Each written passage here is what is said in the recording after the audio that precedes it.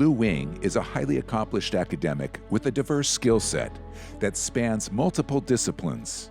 He holds a PhD in chemistry and biology and is a respected consultant for major pharmaceutical companies where his expertise significantly impacts the industry. In addition to his scientific achievements, Lou is an ordained pastor with a PhD in theology from Aberdeen University in Scotland. His groundbreaking thesis on theological epigenetics reflects his unique ability to bridge the gap between science and spirituality. With a deep passion for understanding the wonders of creation, Lou eloquently articulates the profound connection between God's power and the human experience. His insights reveal remarkable discoveries about the divine workings in both the spiritual and physical realms. Prepare to be inspired by his compelling testimony, and don't miss the opportunity to experience Lou Wing's transformative insights. Book him for your next event and witness the powerful impact of his message. In 1971, in Riverside, when I went to an Episcopal church in Riverside, California, I sat in the second row, and the guy who was talking looked like Jesus. At the end of his talk, he asked people to come forward, and my hands just started sweating. And I just went, oh my gosh, what's going on here? And this guy next to me said, you need to go forward. I went, to do what? And he said, because you want to accept Jesus. I said, how do you accept him? Go up forward. I went, okay. And so I got out of my seat and I went forward and I stood there. And it turns out the guy's on the stage, he starts to walk around talking to people. He reaches his hands out and he just touches my head and he says, speak the praises of God. And I just started, I'm not kidding you, this tidal wave of love, I just felt it down through my entire being, literally a physiological transformation. That was the beginning of Calvary Chapel in Riverside. This is long before Greg Laurie got there. I mean, this was like years before.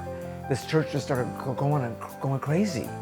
And we got into, we couldn't get enough of the Bible.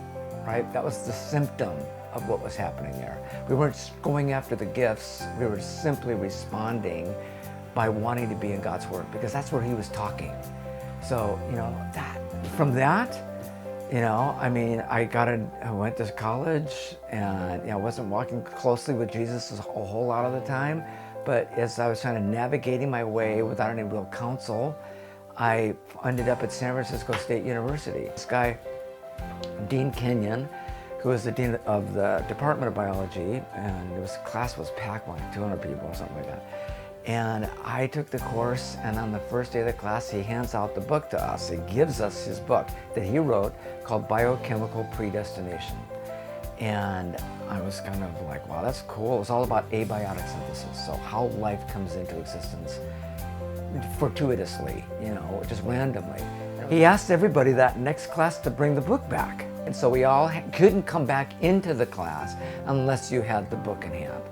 So we're all sitting down, bookless, sitting in the classroom, and he brings the table over and sits and stands in front of it, and this is true, puts his hands on top of the books and says, I am recounting this text.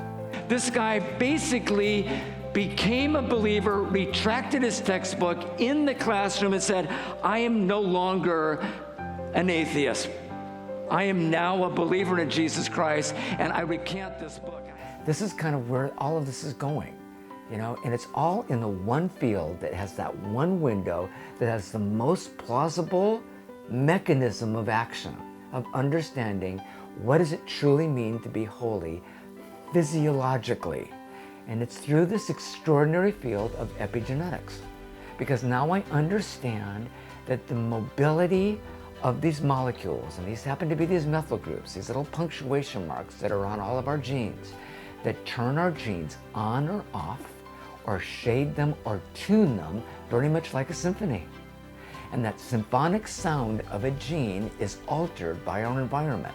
How on earth does that happen? And we can talk all about the science, but ultimately, it's going to affect who I am spiritually, emotionally, physically. All of that stuff makes up who we are.